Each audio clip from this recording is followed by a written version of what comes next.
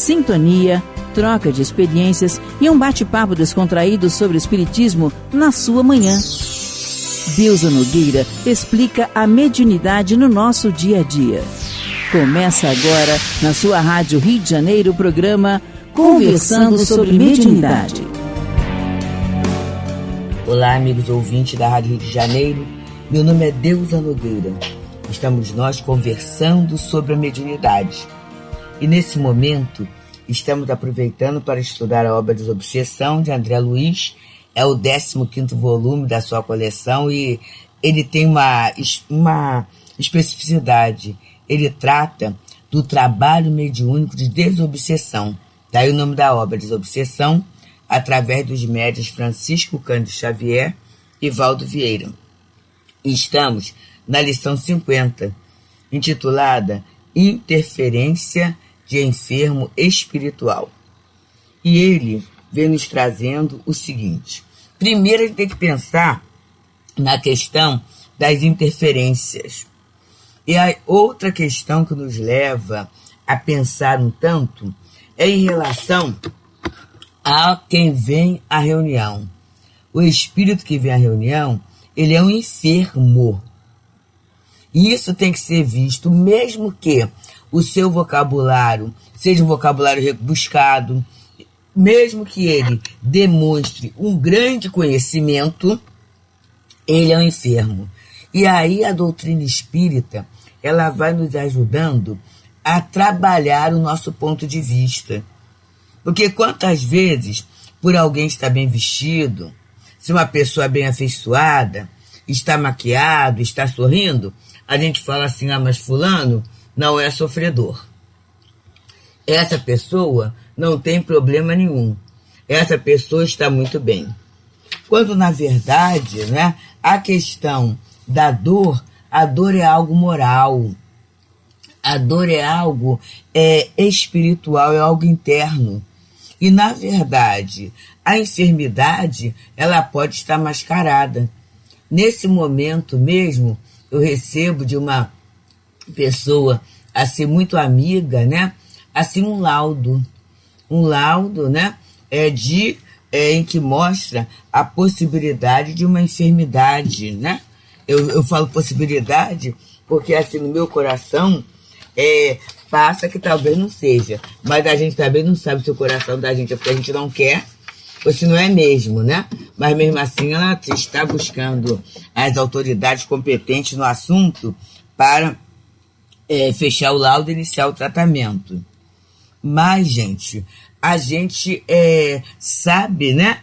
Que é da bondade de Deus. Então a pessoa é culta, a pessoa é muito bonita, a pessoa não aparenta, mas está, se não com aquela, com alguma enfermidade. Então, é para nós sairmos do ponto de vista da avaliação puramente materialista, material da vida, e partirmos para o ponto de vista da realidade espiritual. É essa mudança que a doutrina vai nos propondo no dia a dia da nossa vida. A gente usar das questões materiais e não ser usada por elas.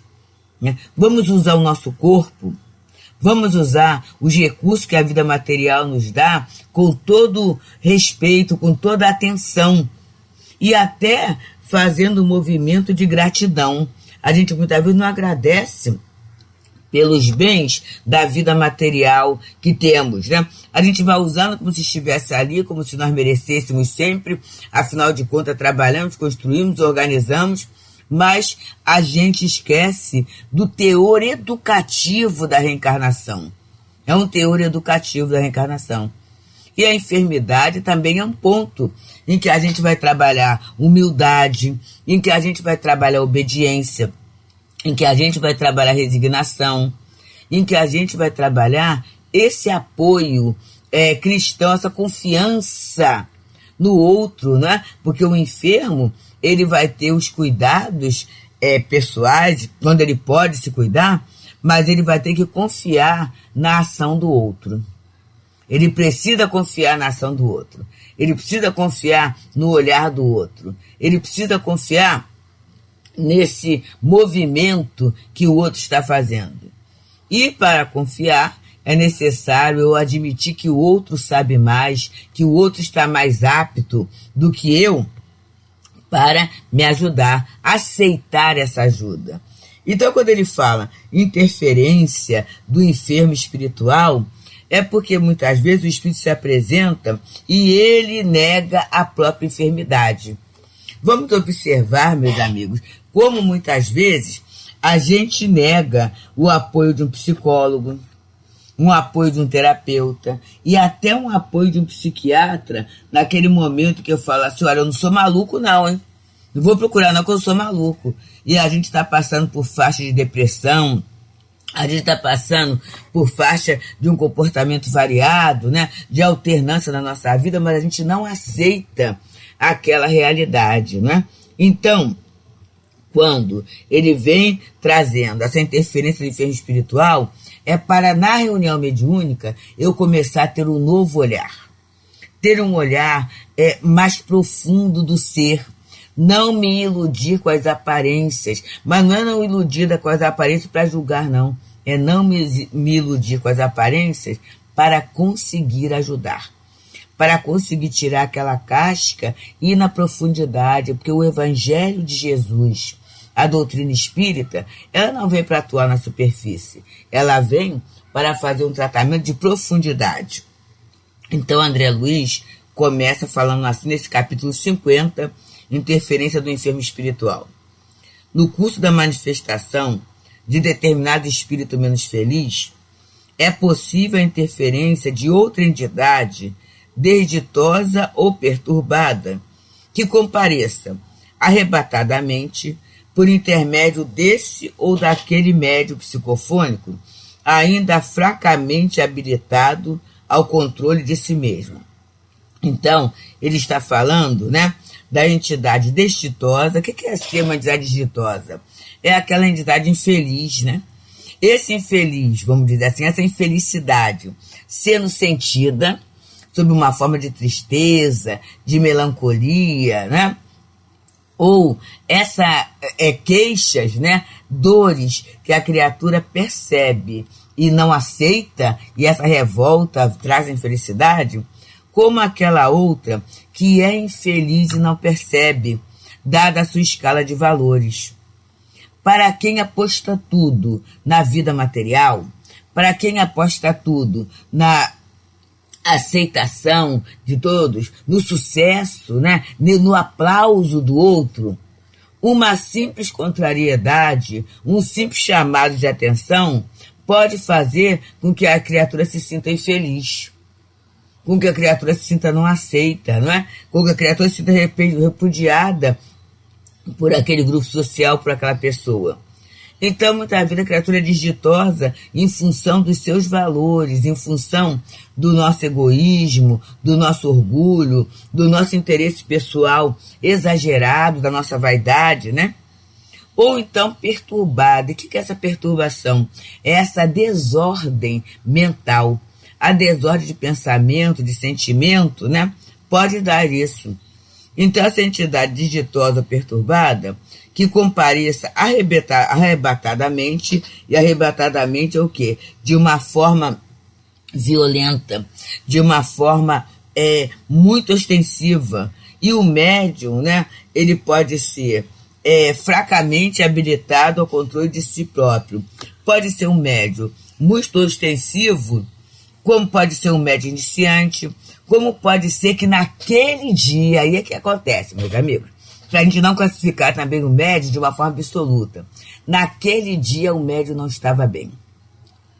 Naquele dia o médium não se preparou bem, não estava pronto, ou passando por algum dos problemas comuns da vida, porque o médium é gente, é espírito encarnado, é alguém que também precisa se autotrabalhar. Então, naquele dia, o médium está passando por uma situação problemática e isso faz com que ele, às vezes, fixe mais no problema pessoal do que no serviço. E aí ele não consegue ter aquele autocontrole ou exercer aquela educação mediúnica que é a desejada, né? Muitas vezes até deixando um pouco de lado o protocolo do trabalho, porque a gente sabe que toda casa tem no trabalho um determinado alinhamento. Em algumas situações, o médium não consegue dar conta do alinhamento daquela tarefa. E aí as coisas ocorrem de uma forma atabalhoada, né? De uma forma perturbada, de uma forma descontrolada por parte do médium. E exigindo da espiritualidade uma plataforma de controle muito maior, né? Superior e bem abundante. Então, meus amigos, é por isso que a gente está aqui estudando sobre esse tema tão sério, tão importante nas nossas vidas, tão importante na nossa condição de trabalhador, amigo de Jesus, colaborador da tarefa mediúnica da Casa Espírita, como médium da equipe de desobsessão. Nesses momentos, e todos os momentos da humanidade, mas nesses momentos em que vivemos tanta conturbação, tanta dificuldade no campo da opinião, como é sério, como é importante, como é interessante a gente se fixar nessa melhor parte da tarefa, né? Para que a gente possa se apresentar dizendo assim: Jesus, presente. Amigos espirituais, estou presente à tarefa. Mas assim, com alegria, com bom ânimo, com disciplina, percebendo, meus amigos, que a tarefa ela é maior do que a nossa dor. Que através da tarefa a gente pode naturalmente adquirir recursos indispensáveis para trabalhar melhor esse nosso processo doloroso, esse nosso processo de provação ou de expiação que possamos estar passando na nossa vida. Até por isso, estamos aqui nas ondas amigas da Rádio Rio de Janeiro, no programa Conversando sobre a Mediunidade. Meu nome é Deusa Nogueira e nesse momento estamos estudando a obra Desobsessão de André Luiz, através dos médiuns Francisco Cândido Xavier e Valdo Vieira, e estamos na lição 50, intitulado Interferência de Enfermo Espiritual. E André Luiz continua dizendo assim: em alguns lances da desobsessão, o espírito que interfere chega mesmo a provocar elementos outros do conjunto, citando-os de forma nominal, para que se estabeleçam conversações marginais, sem nenhum interesse para o esclarecimento. Então, ele pode nomear algumas pessoas do conjunto, quase sempre de uma forma depreciativa, de uma forma desestabilizadora, para que naquele momento a pessoa fique mexida, não é? No seu orgulho, na sua sensibilidade, tudo isso, e não consiga trabalhar. Como ele pode, eu já assisti muitas vezes, trazer situações interessantes, que podem levar até a hilaridade, né? A pessoa a rir. Então a gente sabe que aqueles espíritos levianos, eles são, como diz Kardec, espirituosos, sabe contar coisa interessante. E aí o médium fica preso àquela história, aquela anedota, né? Aquele fato, se distanciando da tarefa do socorro, do esclarecimento. Isso tanto médium psicofônico ou de incorporação, que está passando a sensação do espírito, quanto, muitas vezes, aquele médico que faz parte da equipe de apoio, em que ele fica tão distraído pela situação trazida, não é? Que ele esquece da prece, ele esquece da atenção no espírito, ele esquece, às vezes, até do passe, como se passasse pela sua mente assim: esse espírito, ele não está precisando de passe. Esse espírito está muito bem, olha como ele fala, olha como ele conta a história. Então a gente muitas vezes se deixa levar, não é, pelas aparências. E o ditado já fala: as aparências enganam. Sem contar essa provocação que muitas vezes é feita com o doutrinador, com o dialogador, em que ele vai lançando uma série de questões, muitas vezes questões que estão fora do alcance, do conhecimento intelectual de que está falando. Isso é uma estratégia muito interessante, muito comum, em que a criatura tenta convencer o outro, né, por um conhecimento, por alguma coisa que ele teve aqui na Terra, né? Ou no plano espiritual, para desvirtuar do caminho, para desvirtuar de Jesus, para desvirtuar, para até desestabilizar vibratoriamente o ambiente. E ele está desestabilizando vibratoriamente o ambiente, ele não recebe, ele se impermeabiliza em relação à ação fluídica que foi preparada para ele. Porque essa ação fluídica, ela vai, de certa forma, incomodá-lo, entre aspas. Esse incômodo gerando um movimento de mudança. E aí, naquele momento, o espírito, ele não quer mudar, ele está com uma má vontade em relação à sua própria cura, até porque ele não se reconhece enfermo. Ou, se reconhecer enfermo, se ver como enfermo, é algo que vai fazer muito mal ao seu coração. Então, como é que vai acontecer? Qual é a postura do dirigente? Qual é a postura da equipe quando esse fato acontece?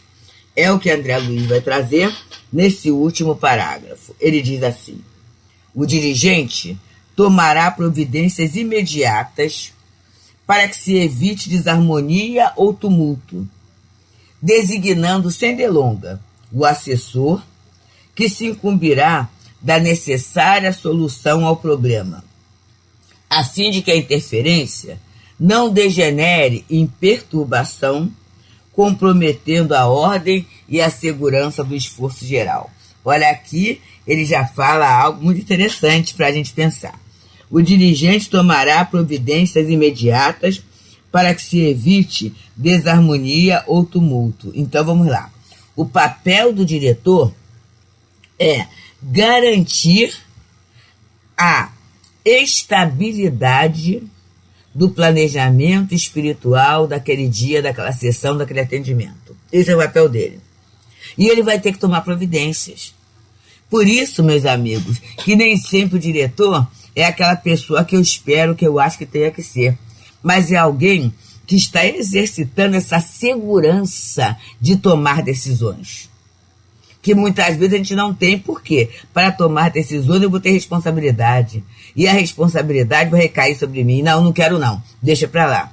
Mas o dirigente, ele vai ter que fazer isso. E aí ele vai designar o quê? Um assessor. Então ele pode falar assim para alguém que está na equipe de apoio. Converse com esse irmão. E de repente ele cria um isolamento fluídico, né? Para a conversa, para o atendimento daquele irmão. Ele pode fazer isso. E aí, se o assessor ele vai conversar baixinho, aquele espírito que está muitas vezes alterando a voz, né? Mostrando, ele naturalmente vai ter que baixar o ritmo, até porque o assessor vai estar bem próximo a ele. Vai falar baixinho. Esse falar baixinho, ele vai mandar uma vibração de envolvimento, que ele vai estar mais atento a ele. Essa proximidade também dará uma proximidade fluídica, desse envolvimento de amor, de compreensão, de tolerância, de uma representação das entidades espirituais que dirijam mais próximo, sem que para isso esse assessor precisa estar incorporado. Não há necessidade disso. E não é nem conveniente. Mas ele estará nessa posição. E aí vamos pensar. Para ele estar, né, nessa posição, ele vai ter que ter o seu sentimento blindado. Se ele ficar com o sentimento de raiva, se ele ficar com o sentimento de debate, se ele ficar com o sentimento de beligerância, ele irá atrapalhar a tarefa. Ele irá entrar na mesma faixa do espírito, poderá até fortalecer aquela questão que não é tão favorável. Então, o dirigente, quando ele toma essa providência, ele vai ter que ter olhar, e daí Leon Denis falar, no Invisível, que o diretor tem que conhecer o seu médium, ele vai ter que olhar com muita atenção para o médium que ele vai poder designar, né? Olhar, vamos dizer assim, olhar entre aspas, né? A intuição que a espiritualidade está mandando para ele, e perceber que é o momento de solução do problema. Para quê? A fim de que a interferência não degenere em perturbação, comprometendo a ordem e a segurança do esforço geral. Porque em outras situações, esse espírito vem para perturbar o trabalho e para desestabilizar o grupo. Muitas vezes até o grupo que está sendo assistido, lançando dúvidas, lançando uma confusão. E naquele momento a gente lembra do Evangelho, né? Se em benefício de um, né? Se em benefício da estabilidade de um grupo, uma pessoa só estiver causando tumulto, é melhor que esse um seja afastado, né, ou seja tratado diferencialmente, do que você comprometer toda a harmonia do grupo. Então, meus amigos, cada vez mais a gente vai vendo esse trabalho como uma lição de vida. Porque enquanto as situações no dia a dia da nossa vida, esse enfermo espiritual aparece. Muitas vezes é um parente, é no nosso próprio lar. E a gente não encara aquela pessoa como enfermo. A gente encara todas as situações como sendo de ordem pessoal, é para mim. E muitas vezes aquela enfermidade que é ignorada de cada um de nós e é ignorada da própria pessoa. É um doente, é um enfermo espiritual que está ali passando a sua ideia, o seu pensamento, colocando muitas vezes para fora toda aquela bagagem de mágoa, de rancor, de queixa, de desgosto, de não aceitação da vida, de não aceitação da ideia de Deus, de não aceitação da necessidade de mudança, da própria experiência que está vivendo. Ele pode estar no nosso setor de trabalho. Ele pode estar na nossa vida social. Ele pode estar na casa espírita, por que não? Ele pode estar na via pública. Quantas vezes numa condução, né, num transporte, no local de convivência, no local de compras, a gente pode encontrar essa pessoa. E aí qual é a nossa atitude, né? Olha a atitude de silêncio, de respeito ao ponto de vista e à situação do outro, mas também de preservação. Eu não sou obrigada a entrar naquele conteúdo, naquela vibração desarticulada. Isso aí não é para mim. Não é assim que eu preciso fazer. Então tudo isso vai ajudando a gente também a se posicionar, não é, amigos? Temos esse tesouro que é o nosso tempo. Esse tempo que vai passando, vamos perceber, já estamos no mês de fevereiro. O primeiro mês do ano de 2023 já passou. E é claro que o tempo, ele traz novidades desafiadoras para a gente crescer, para a gente melhorar. Vemos que, infelizmente, em muitas das instituições espíritas, os médiuns não voltaram. Alguns por motivos justos de doença, de cuidado de parentes, de enfermos, mas outros porque se acomodaram na posição online, se acomodaram em ficar dentro da sua casa e não querem mais sair.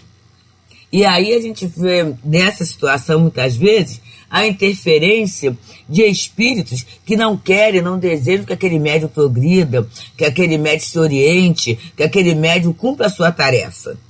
Então, muitas vezes esse médium liga, não, já fiz muito, para que eu vou, né?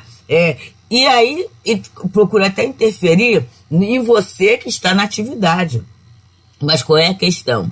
Respeitar o ponto de vista do outro, se possível, estimular, né, a volta através da lembrança, ser um ponto de socorro através da oração, lembrar da presença dos amigos espirituais, do seu espírito protetor, do planejamento reencarnatório, mas não nos envolvermos diretamente com esta enfermidade para que não tomemos resoluções que mais tarde nos levarão ao arrependimento. Pensemos nisso, meus amigos. Muita paz. Deusa Nogueira explica a mediunidade no nosso dia a dia. Programa Conversando sobre Mediunidade.